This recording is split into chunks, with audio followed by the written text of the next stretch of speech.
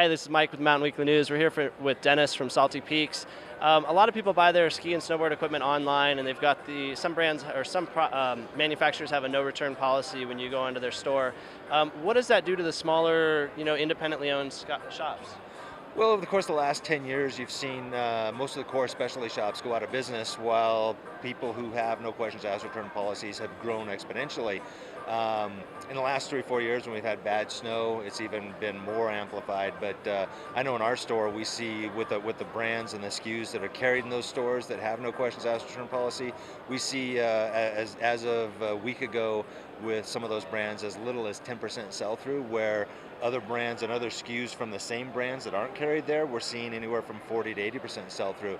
So I think it's a pretty easy comparison to what that does, because what MAP pricing and MAP policy did to eliminate the price wars or subside on price wars, the no questions asked return policy is kind of changing the way that that's viewed, because if it doesn't matter how much you're going to pay for a board regardless of where you buy it, but you have one place that's going to uphold industry standards for warranty replacement and the other place is going to say, hey, you know what, I don't care if the semi truck ran over it or if you hit a rock, we'll give you a new one. Buy it from us, we'll give you a new one every year.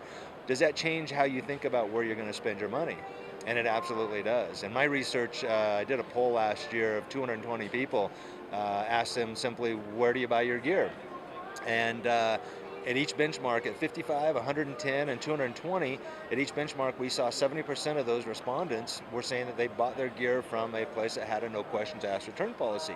Second question was, why?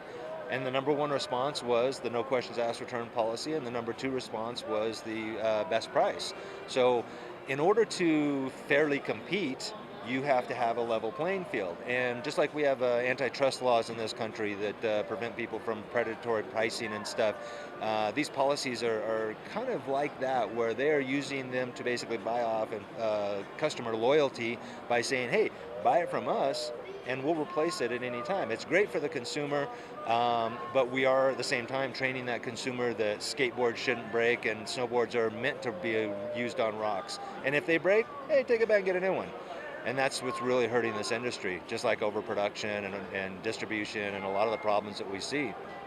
And as Dennis said, the small retailers, the small independent snowboard shops are definitely going by the wayside.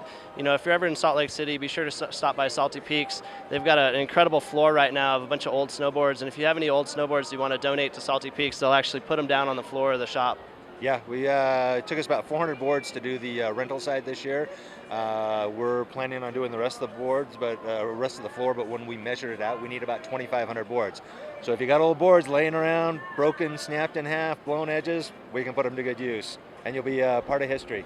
Awesome, thanks, Dennis. Great, thank you.